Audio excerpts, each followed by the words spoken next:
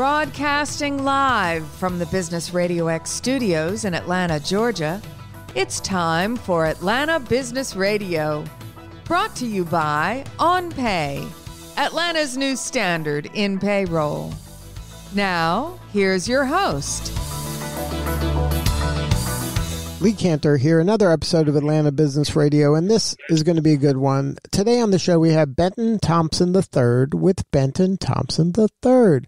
Welcome. Welcome. Thank you so much, Lee. Well, before we get too far into things, tell us about your practice. How are you serving folks? Well, what I'm doing is I provide ministry services, counseling services. I do a lot of outreach work. I travel around. I speak. I'm an author and a motivational speaker. So what's your backstory? How'd you get into this line of work? Well, I'm an ordained minister since 1996, and so I saw a lot of needs in our communities. I've run homeless shelters, just trying to help people in any facet that I can. I just see so many suffering and hurting people, and I thought any gifts or talents that I have, let me use those to be able to help other members of society. Well, is there anything actionable you can share to listeners right now to choose to be of service rather than to choose maybe to make as much money as possible or to accumulate as many things as possible? How do you convince people to choose a path of service? Very good. I direct people to, like, for example, right now, I have a new app out on the YouVerse Bible app, and it's called Jesus Carried Our Sorrows to Victory. So I think that it starts with education, being able to show people how to do something, to give them practicality and understanding. And so I show some of the things that, ways that we can participate, ways that we can care for one another, especially now, given there's a lot of grief and sorrow, and it's just about being compassionate. Sometimes it's just as simply as speaking a kind word, and that starts the process and talking to one another. How can I help? What can I do? And actually put hands to something as opposed to just mere words. Now, you mentioned that your background was in the ministry, and you've probably been reaching people in a variety of ways. Can you talk a little bit about how you decided to go the app route, and what were some of the learnings you had building an app that was trying to communicate what you were trying to communicate? Because that seems like an adventure by itself. Well, and it really does. And so with that, the clarity is I didn't actually build the app. So YouVersion has a Bible app, and it's all around the world, and they have 500 million unique devices that they're on now, and it's throughout all the world, as I say. So I wrote a devotional, a 5-day devotional about Jesus and how he carried our sorrows and to victory. And so through doing that on that platform, that allowed me to reach so many people around the world, because although we're all uniquely different, all 8 billion and counting, each of us have their own dental imprints and finger imprints, there are still certain unique commonalities that we have, suffering being one of them, joy being another. So I use that, their platform, they allow me to use that to place my devotional study to share with people a way of understanding compassion and a way to understand the commonalities that we all have as human beings. So that's important for the listeners to understand, that sometimes you don't have to create the wheel. You can partner with people who already have a platform and try to insert yourself within that existing platform in order to reach the folks that are already using that. That's exactly right, because of the fact that there's nothing new under the sun, as it were. So someone likely has the same heart, the same incentives, the same desires that you have. And so seek to partner with others in community. And then even by doing that part, we are still connecting to one another, Lee. And so it's relational. It's not that we're doing this in a vacuum. We have to relate to one another, share ideas, share our perspectives, our goals, our visions, share our pains, share our joys, share our trials, like what we're doing here today. So you also mentioned you're an author. Can you talk about the writing process that you use? A lot of folks, dream of one day being an author, but very few people take the time to put words to paper. Well, in that, yes. So to date, I've written 10 books. And so my first book I wrote a number of years ago, and my books come out of my learnings. And so going back to the precedent again, that yes, we're all uniquely different. Each one of us is made as a one of a kind.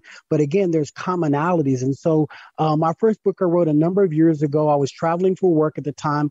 I'm professionally trained as an engineer, and I was traveling for work, and there was some trials and tribulation I was going through. And so my first book was entitled Why Men Hunt. And it was really expressly about mankind. I thought, well, we all go through the same things, men and women alike. We're hunting, we're searching, we're seeking. And so every book that I've written since then has been a practical guide to complex matters, because I believe that especially matters of spirituality, faith, belief, they've been complicated and they've been purposely made that, in fact. And so I think it has to be simple, applicable, so we can turn around and do it. And so I would advise people that are desire to write, just keep your message simple and plain, and people can relate to it and connect with it. And then you're off to the races. Well, can you get a little more granular when it comes to the writing process? Did you have a system? Since you mentioned you're an engineer, the engineer brain, can you talk about maybe some of the systems or your routines that you had in order to execute the book, to get it out of your head and into print? And that's very key. So what I did, actually, I did not have a system in place. I was staying at a Jameson Inn hotel at the time. And so they had the little pad beside this. So the thing is key, as you pointed out, Lee, to get it out of your head and on paper. Even if it's cryptic, even if it's bullet points, you have to get it outside of you, and then you can flesh out accordingly. And so once I had done that, and then I began didn't know any publishers. So I began to search, who were publishers, something with my theme, the understanding that I was self-taught and trying to find empowerment. And so that is a process. I don't think that there's a one and done. So I found a publisher, sent my manuscript, they picked it up, we had conversation, and you just take it off. And so every time it is that repetitive process. But I would say again to those who would be writing, write with your heart, not with your head, because again, it's about connecting with people. So it's great that we have this high IQ, but right now we're seeing that the EQ, that emotional connection, is far more important than our IQ. Now, was it a difficult transition to go from the engineering world to the world of faith? I would imagine faith has always been involved in your life, but to bring it to the forefront like this, it might be a risk for some folks.